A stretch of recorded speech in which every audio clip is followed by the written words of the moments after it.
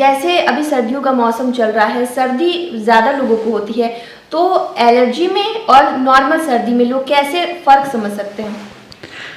सबसे पहले तो लाइव सिटीज़ के सभी दर्शकों को नव वर्ष की हार्दिक शुभकामनाएं। ये एक बहुत अच्छा प्रश्न है जिसमें कि सामान्य सर्दी और एलर्जी की बीमारी से ग्रसित होने वाले लोगों में जो सर्दी होती है, क्या अंतर है। जो सामान्य सर्दी होती है वो अधिकतर मौसम परिवर्तन या किसी विशेष मौसम में जब ठंड बढ़ती है उसमें पाया जाता है, और उत्प्रेरक जो चीज़ें होती हैं जैसे डस्ट हैं, धूल है, मिट्टी है, प्रदूषण है जो आजकल एक बहुत बड़ा कारण बन रहा है, उसका जब संपर्क होता है उसके चलते जो सर्दी, छींक और नाक से पानी आना शुरू होता है, नाक बंद होता है, वो सामान्यतः कुछ दिनों में 2, 3, 4, 5 दिनों में ठीक हो जाती है जिनको सामान्य सर्दी होती है। लेकिन जिनको एलर्जी की प्रॉब्लम है, जो एलर्जी के मरीज हैं, उनको जब सर्दी होती है तो वो धीरे धीरे बढ़ता है। 10 दिन, 15 दिन, 20 दिन, पहले नाक बहेगा, उसके बाद नाक बंद होगा, फिर उन्हें गले में खराश होती है। तो एक अंतर आप ये समझ सकते हैं कि सामान्य रूप से सर्दी के जो मरीज होंगे जिनको जाड़े में या मौसम परिवर्तन में होगा, वो 2, 4, 5 दिन में या 7 दिनों से 10 दिन में अधिकतर ठीक हो जाते हैं। एलर्जी के पेशेंट्स की जो समस्या होती है वो एक बार शुरू होने के बाद 10 दिन, 15 दिन खींचती है, तीव्रता बढ़ती है, घटती है, और उन्हें चिकित्सीय सलाह की आवश्यकता अधिक पड़ती है। इसके अलावा सर्दी के जो एलर्जी वाले सर्दी होते हैं, तो उसके साथ साथ शरीर के किसी अलग हिस्से में भी लक्षण दिखते हैं? जी, जो सामान्य रूप से सर्दी से प्रभावित मरीज होते हैं उनमें सर्दी होती है, अधिक से अधिक थोड़ा नाक बंद होता है, खांसी होती है, ठीक हो जाते हैं।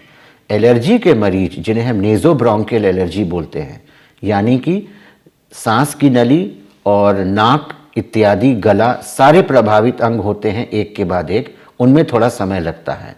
शुरुआत भले छींक से हो, फिर सर्दी हो, फिर नाक बंद हो, गले में खराश हो, और आगे चल करके 7 दिन, 8 दिन के अंतराल में ये सांस लेने में कठिनाई के रूप में अपने आप को प्रदर्शित करता है।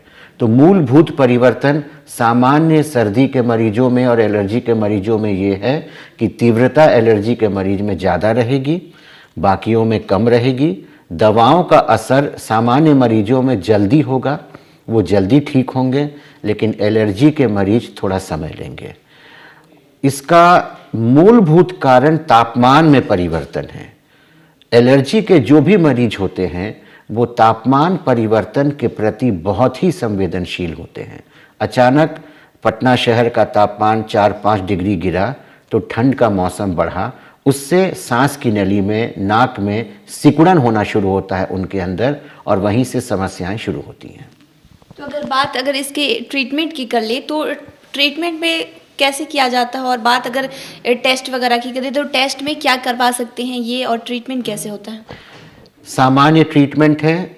एलर्जी की प्रॉब्लम अगर है तो एंटी एलर्जिक दवाओं का इस्तेमाल करिए। गले में खराश इत्यादि है, काढ़ा का इस्तेमाल करिए। कोविड के समय से काढ़ा का प्रचलन बहुत बढ़ा है। कफ सिरप देते हैं हम, सूखी खांसी की कफ सिरप, और अगर कफ निकल रहा हो, एक्सपेक्टोरेंट, दोनों 2 चीज़ें हैं। तो अगर सूखी खांसी है, गले में खराश है, तो सूखी खांसी का सिरप लें। कफ निकल रहा होगा तो कफ एक्सपेक्टोरेंट लें। थोड़ी सी भी नाक से या गले से निकलने वाला स्राव अगर पीला होने लगे, इसका मतलब आपको इन्फेक्शन है, आप एंटीबायोटिक्स का इस्तेमाल करिए। नाक के मरीज नेज़ल स्प्रे लें, और सांस के मरीज इन्हेलर का इस्तेमाल करें चिकित्सीय सलाह के बाद।